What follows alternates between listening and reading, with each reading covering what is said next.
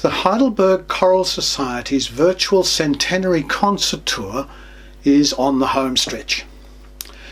In the virtual parallel universe of this concert tour that isn't really happening because of the COVID-19 pandemic, the home stretch concept is kind of weird. It was inevitable that our Heidelberg choir would choose to visit Heidelberg, Germany on our tour. But the vortex gateway thingamy that gives access from reality to the parallel universe of this tour has got really slippery. I took this photo of Heidelberg, Germany from the castle 27 years ago. And as I looked at it on our tour, it morphed into a different photo. Still up in the castle, but the view now is from the maternity ward of the Austin Hospital, here in Australia. I thought I should warn you before the tour of Heidelberg begins. Anyway, let's get on with this last postcard.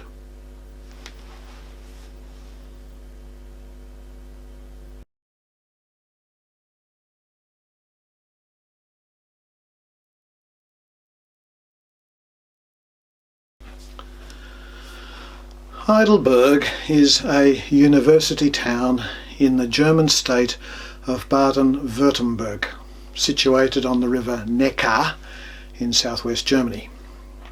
In the 2016 census, its population was 159,914, of which roughly a quarter consisted of students.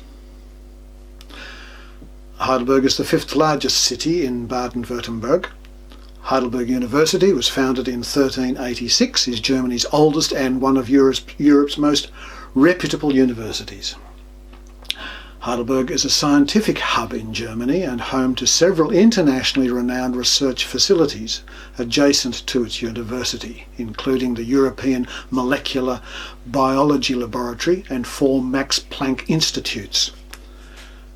The city has also been a hub for the arts, especially literature, throughout the centuries, and was designated a City of Literature by the UNESCO Creative Cities Network.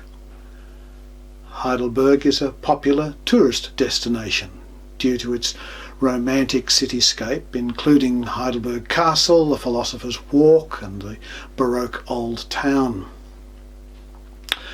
The region has a prehistoric story. Between 600,000 and 200,000 years ago, Heidelberg man died nearby. His jawbone was discovered in 1907, and scientific dating determined his remains as the earliest evidence of human life in Europe. In the 5th century BCE, a Celtic fortress of refuge and a place of worship were built on the Heiligenberg, or Holy Mountain. Heidelberg University played a leading part in the era of humanism and the Reformation, and the conflict between Lutheranism and Calvinism in the 15th and 16th centuries. Heidelberg's library, founded in 1421, is the oldest existing public library in Germany. In this virtual parallel universe, with its slippery vortex gateway between places that share the same name, as we've discovered, it slips and slides with our cityscapes, but we also discover that art slips and slides between the continents as well.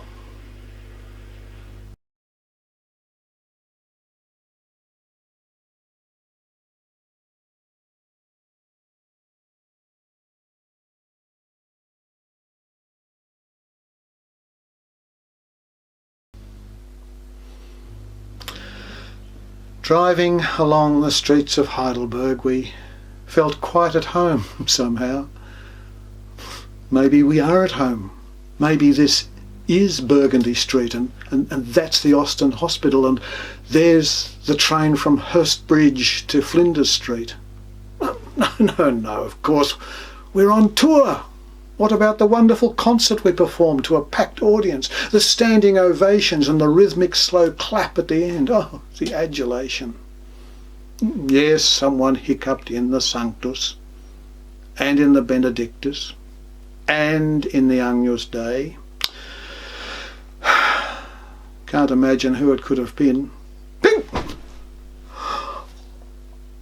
Oh, I am so embarrassed.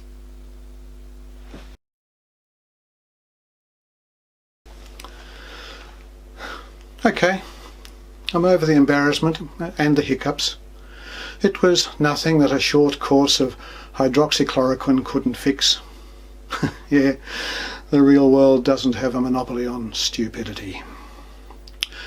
Speaking of the real world, the virtual tour of the Heidelberg Choral Society and centenary concert tour to Europe is over, and the concert tour in the real world never happened.